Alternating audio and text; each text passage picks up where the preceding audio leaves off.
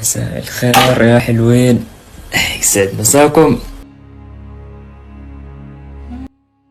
رحل عن عالمنا في الساعات الأولى من صباح اليوم صانع المحتوى أيمن العلي الملقب بملك جمال الأردن بعد صراع مع المرض.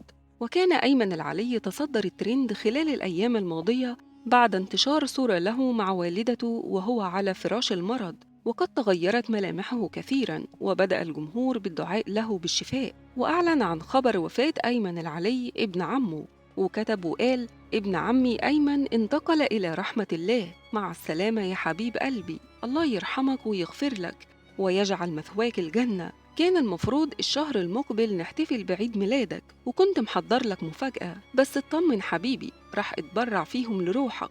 ونشر ابن عم أيمن العلي آخر صورة لغرفة الراحل بالمستشفى حيث كان يتلقى العلاج، وطالب الجميع بالدعاء له وقال: آخر صورة لغرفة المرحوم ابن عمي الغالي، أمانة ادعوا له، والله تعب كتير. تعرفوا الواحد يمر بظروف الله بيعلم فيها، تعرفوا بغيب شوي برجع، بغيب شوي برجع، فكل هاي ظروف أخص آخر عملية كمان. تعرفوا عملت هاي الفترة عمليات كثير الحمد لله، واحتجت يعني راحة كثير، يعني الصراحة فترة كثير أخذت راحة، يعني تعبت بطريقة مش طبيعية. العمليات الأخيرة اللي عملتها طبعا ملهاش دخل في الورم، عمليات كانت في يعني أعضاء جسمي. الحمد لله رب العالمين، كلها خير من عند ربنا. تعرف كمان آخر فترة اشتغلت يعني شغل جديد، شوي التهيت، بالأخص إني قاعد عم بنسق وبعمل برامج. دخلت في مجال السياحة، خطوة هيك جريئة بالنسبة لي. الحمد لله رب العالمين، إن شاء الله فالي التوفيق، وإن شاء الله يا رب لقدام من أحسن وأحسن ونعمل أشياء حلوة. كثير الفترة الماضية تعبت يعني التعب ربنا بيعلم فيه، فالحمد عن لله. جنازة أيمن العلي بعد ظهر اليوم ودفنه في مقابر سحاب، وتتلقى أسرته العزاء يوم الاثنين والثلاثاء في الساعة 4 إلى الساعة 10.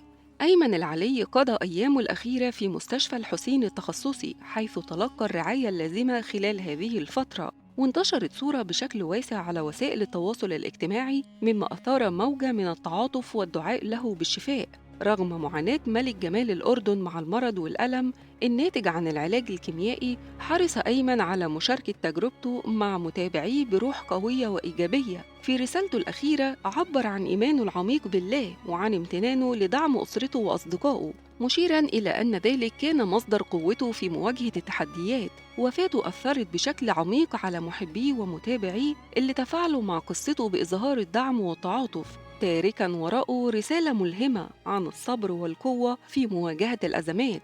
في اللحظات الأخيرة من حياة أيمن العلي كان يصارع سرطان المعدة في مراحل متقدمة. عرف أيمن بشخصيته الجذابة واهتمامه بمناقشة القضايا الاجتماعية والصحية عبر وسائل التواصل، حيث كان يشارك تجربته مع المرض لتوعية الناس والتخفيف عنهم. كان ملك جمال الأردن قد أعلن عن إصابته بالسرطان منذ نحو عام، وبدأ رحلة العلاج الكيميائي حيث واجه تحدياته بروح إيجابية ودعم كبير من أسرته ومحبيه في أيامه الأخيرة. رحم الله أيمن العلي، وإنا لله وإنا إليه راجعون.